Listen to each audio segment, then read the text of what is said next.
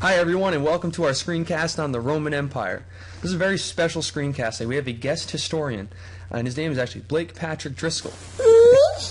Yes, you. Yep, Blake will be helping us out, okay? So I want you to pay attention, Blake. Really help these guys through and add anything that you think should be important. Okay, so the Roman Empire, the main idea. Romans spread Greco-Roman arts and culture throughout the empire. Okay, so I want us to keep thinking back to that this was a combination of the Greek and Roman civilization that merged together at this time period and spread throughout the region as Rome expanded.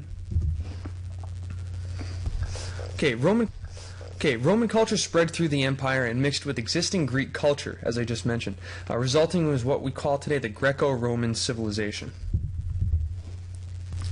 Okay, the Romans borrowed heavily from Greek styles of art and architecture. Okay, so as you can see in that picture there of this Roman building, what's similar about some of the Greek styles? Well, one thing is you can notice that the columns, the roofing, the concrete, the stonework. The only big difference, which we'll get to in a little bit later, is that the Romans really excelled in using concrete in a way that the Greeks never could, which made them build buildings that the Greeks could never think imaginable. Okay, another part of Greek architecture, which we'll discuss in a second, is aqueducts. Okay, so the Romans used concrete on a massive scale to construct roads, bridges, and aqueducts throughout the empire. They spent an enormous amount of effort doing it. Why? Actually, that's a great question, Blake. The reason why they did this is because a few different reasons. One, for transportation purposes, not just for people, but for when they were engaged in war, if they had to go to different parts of the empire. For communication from one part to the other. To improve commerce, because of course as you have better infrastructure and roads and bridges, commerce becomes easier to engage in. And also all of this helped tie the Roman Empire together. So remember, this was a massive piece of land, or a massive expanse of land that they were in charge of, so that this helped them maintain order and security throughout the region.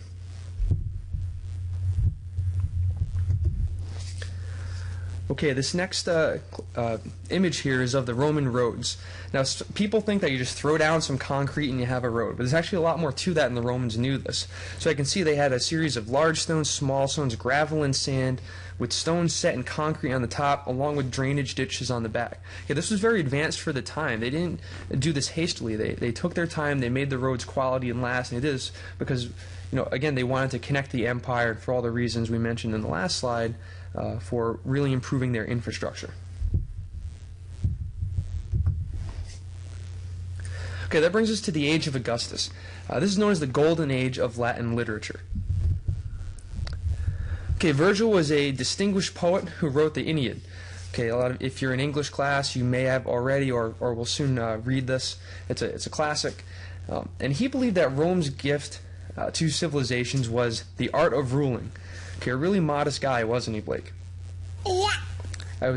Blake, that's sarcasm. Okay, I'm sure you're going to learn that pretty soon, to my detriment. Okay, but he was not a modest person, and he really, in a lot of his writing, glorified the Roman civilization and justified their right to rule over other lands.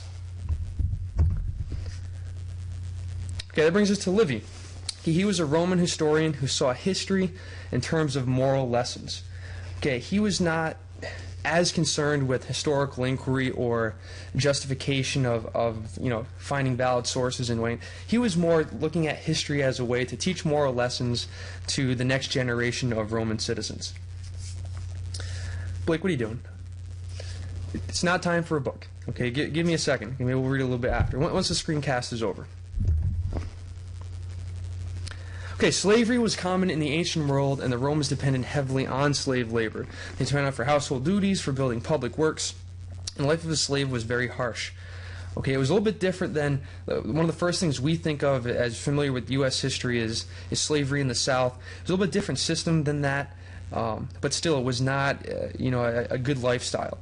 Okay, they were subject to they had no rights as a citizen. They had no right over where they would work, what they would do, and no freedom whatsoever.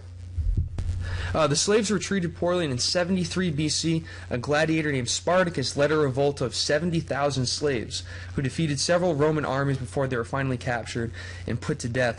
I think about 7,000 to 8,000 of them were actually executed once they were captured. Okay, but the fact that they led this revolt showed that there was this large class of slaves. Think about 70,000 slaves. That just shows what a large number of slaves were held during the Roman Empire.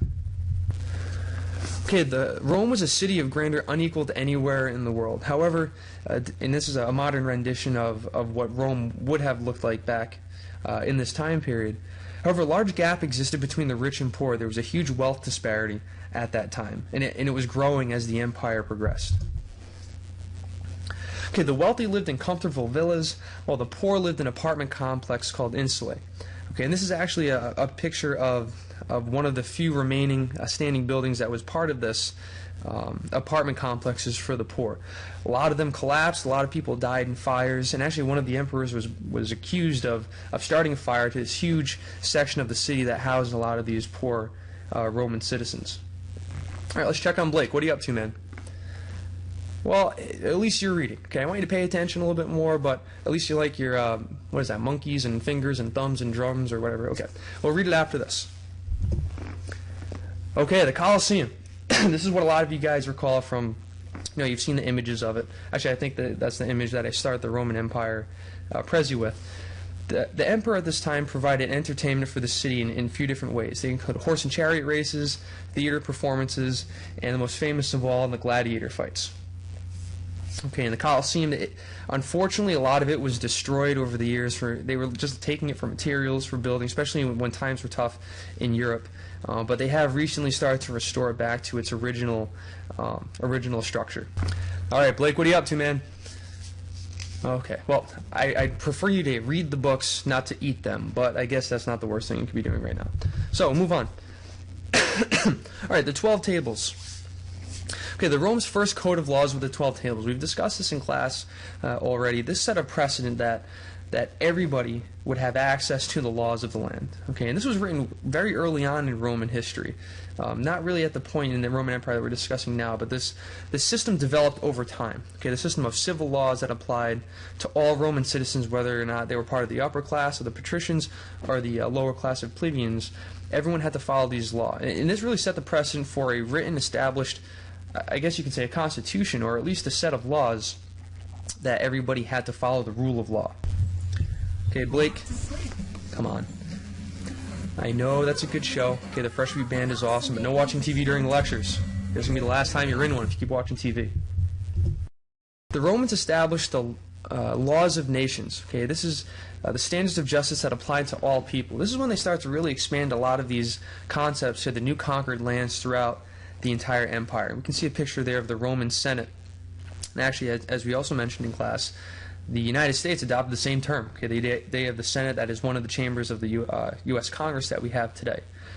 Okay, and if you think of the laws of nations, later on in the year we'll talk about the Universal Declaration of Rights, the United Nations. A lot of these things all do kind of go back to this idea of establishing standards of justice that apply to everyone, regardless of what country or region you're in. Hey, no sleeping.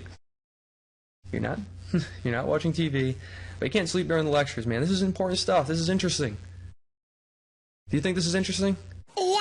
All right, good. All right, let's move on. Okay, the principles of this legal system provided the basis of our current legal system today.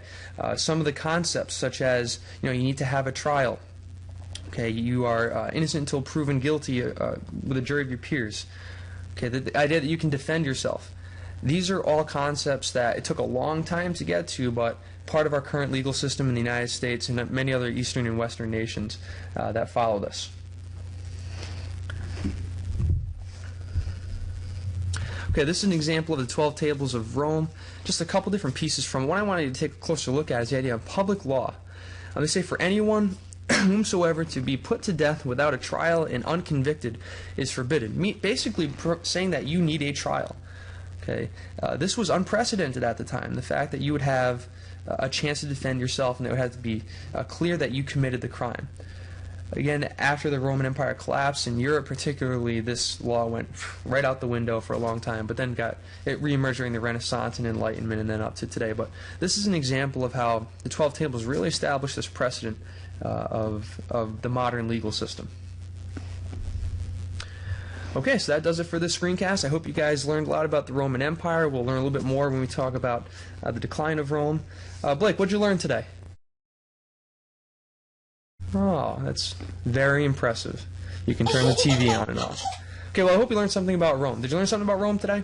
Yeah. All right, good. So we'll have Blake back for future screencasts. Hope you enjoyed this one today, and I'll see you guys in class. Bye.